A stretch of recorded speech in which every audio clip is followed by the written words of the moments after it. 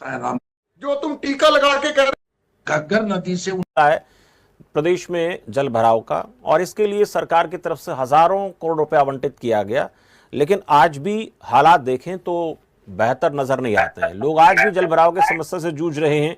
पानी की निकासी ठीक से नहीं हो पा रही, नदियों में बाढ़ आती तो सीधा कॉलोनियों में घुस जाती है। आज की इस बैठक में कड़े निर्देश देने का दावा किया जा रहा है कि बहुत सख्ती से अधिकारियों को बोला गया है। और दूसरा सीईटी का मामला है, परीक्षा कराना किसी भी प्रकार की वो एक चुनौती बन गया सरकारों के लिए। कैसे देखते हैं आप भाटिया साहब? विशेष जी, भारतीय जनता पार्टी के आज जो प्रवक्ता है रामराज जी, बड़े शरीफ आदमी हैं, जो केवल 40 वर्ष तक सत्ता भारतीय जनता पार्टी रहने की बात कर रही है। अगर कोई और प्रवक्ता होता तो शायद ये कहता कि सदा ही भारतीय जनता पार्टी रहेगी। वो मेरे छोटे भाई हैं, अच्छे आदमी हैं, वो मान रहे हैं 40 साल बाद पद नहीं दे। जो मेन मुद्दा है, सरकार द्वारा कहा गया था 30 जून तक सभी नालों की सफाई करवा दी जाएगी। किसी नाले नहर की सफाई करवाई हो तो मुझे तो जानकारी नहीं है। घग्गर नदी से 1993 में सिरसा का सैनिक हवाई अड्डा, वायुसेना अड्डा डूब गया था।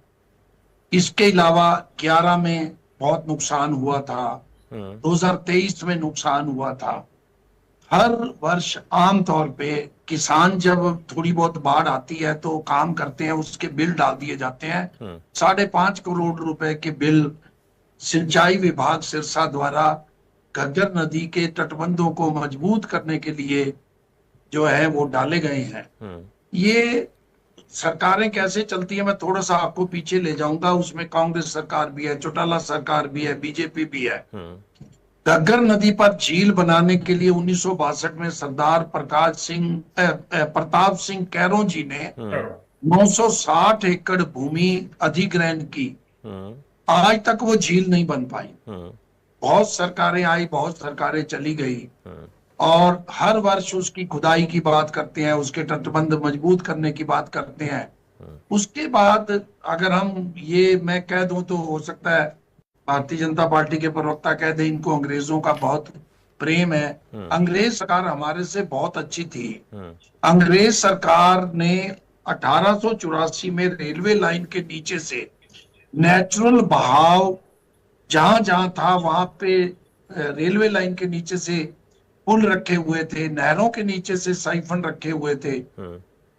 वर्तमान सरकारों ने उन सभी को बर्बाद कर दिया है, जिस कारण हमारे शहर मामूली सी वर्षा आने के बाद भी बाढ़ग्रस्त हो जाते हैं।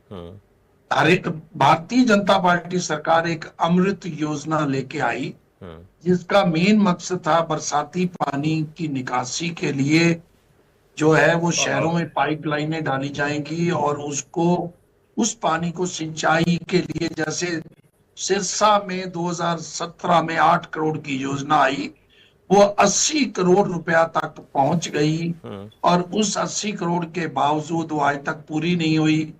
और उसमें बड़ा भ्रष्टाचार हुआ है। मैं पहले भी एनआईटी पिछली बार भी कहा था, बल्लभगढ़ एनआईटी फरीदाबाद के नीरज शर्मा 5 वर्षों तक इन बातों को कहते रहे, लेकिन कुछ नहीं हुआ।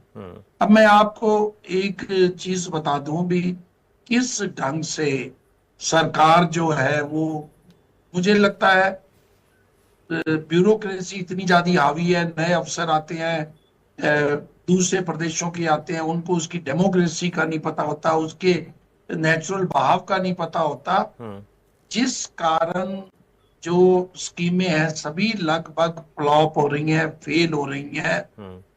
जब भी ये एक पार्लियामेंट में एक क्वेश्चन के उत्तर में सरकार ने जवाब दिया, भारत सरकार ने, हिसार डबवाली के बीच जो नेशनल हाईवे 9 बनी, 41 किलोमीटर नाले बनाए गए वर्षा के पानी के निकासी के लिए, जिसपे 60 करोड़ रुपए खर्च किया गया।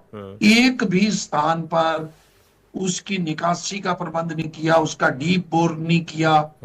वो जिस कारण वो सारे नाले, ये 2018 में बने थे, अब 25 है, सारे नाले टूट चुके हैं। 61 करोड़ रुपया की राशि जो खर्च की हुई थी वो बर्बाद हो गई है। जब चौटाला साहब मुख्यमंत्री थे, सिरसा में हिसार रोड से लेके और डबवाली रोड तक बरसाती नाला डाला गया, एक दिन वो नहीं चला और अभी भी उसमें गाद भरी पड़ी है।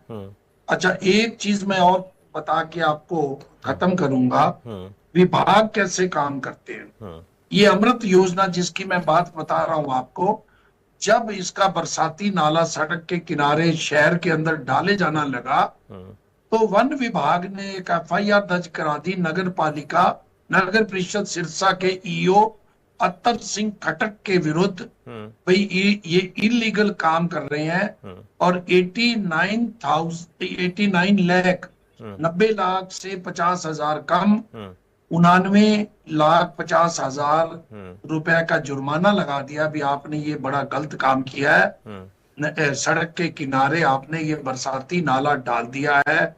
वो आज भी मामला जो है कोर्ट में है और उसमें जब ये मामला केंद्रीय वन मंत्री के समक्ष उठाया गया तो उन्होंने कहा भी हमने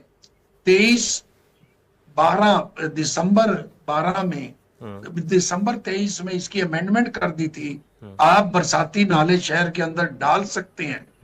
और एक और तो वो केंद्रीय मंत्री ये बता रहे हैं, दूसरा सिरसा नगर परिषद और वन विभाग का मामला कोर्ट में चल रहा है, बकायदा एफआईआर है और 89 लाख का 99 लाख का आज भी डिमांड उनके पास है। कह सकते हैं हम भाटिया साहब की पैसा आता है, लेकिन पैसे को किस तरीके से इस्तेमाल करना है और कैसे उनका यूज करना है, जो चीज तैयार हो गई है बड़ा उसके अंदर झोल रहता है। एक सवाल आपसे सीईटी परीक्षा को लेकर भी, कितनी बड़ी चुनौती सरकार के लिए इम्तिहान कराना।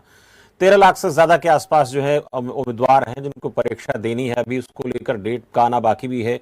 इतनी बड़ी तादाद में जो अभ्यर्थियों में परीक्षा देने आएंगे, चैलेंज कितना बड़ा सरकार के सामने, पसीने छूट जाएंगे सरकार के, लगता है। सरकार ये हर पेपर पहली बात तो लीक होता है। अब सब हर व्यक्ति को, बच्चे जो पढ़ाई करते हैं दिन रात एक करते हैं, उनको ये खच्ची पच्ची की बिना की बातें तो करते हैं। आप ये बताओ कितने पेपर आपके लीक हो गए और फिर कोर्ट में जाके उसको कर देते हैं। अभी ये पेपर हो पाएगा, हो जाए तो अच्छी बात है, लेकिन विश्वास नहीं है। जो पेपर देने जाएंगे उनको भी विश्वास नहीं है और ईमानदारी से मैं कहूं तो मुझे भी नहीं लगता ये पेपर हो पाएगा। इसके लिए सरकार को कोई ना कोई रणनीति अलग बनानी होगी। कम से कम पेपर लीक ना हो पाए, जो बच्चे मेहनत करते हैं कम से कम पेपर तो वो दे पाए। अब 13 लाख में से बच्चे तैयारी करेंगे, कितना खर्चा होगा, भाग दौड़ होगी और उसके लिए 100-100 200 किलोमीटर जाना पड़ेगा। अगर कोई लड़की है तो परिवार साथ जाता है, गाड़ी साथ जाती। 13 लाख की जगह कम से कम 50 लाख लोग मूव करते हैं एक से दूसरी जगह पे। तो इस सारी चीजों को सरकार को रणनीति बनानी होगी। अगर आप ईमानदारी से पेपर ले सकते हैं तो उस शहर में क्यों नहीं होता। आप ऐसे लोगों की ड्यूटी लगाएं। आपको सिरसा वालों को रोहतक भेज दो, रोहतक वालों को फरीदाबाद भेज दो, ये क्या रणनीति है। ठीक है, आऊंगा आपके पास रामराज जी। सवाल कई आए हैं और महत्वपूर्ण सवाल ये कि हम तमाम तरह के दावे तो करते हैं, सरकार अपने स्तर पर बेहतर इंतजाम करने की बात करती है, लेकिन ना तो ये कांग्रेस को बात हजम होती है, ना इंडियन नेशनल कांग्रेस को बात हजम होती है। और भाटिया साहब कह रहे हैं कि जो भी योजनाएं धरातल पर आती हैं बहुत पैसा उनमें खर्च होता है, लेकिन असल में उनकी हकीकत क्या है। कहीं पर नाले बने हैं, इस्तेमाल नहीं हो रहा, कहीं पर नाले बने टूटे पड़े हैं, बेहतर तरीके से चीजों को अमली जामा नहीं पहनाया जाता है। इसके साथ साथ जो सीईटी परीक्षा की बात हम कर रहे हैं, आरोप सरकार पर लगता है कि पेपर लीक को, पेपर आउट को सरकार अब तक नहीं रोक पाई है। इतनी बड़ी तादाद में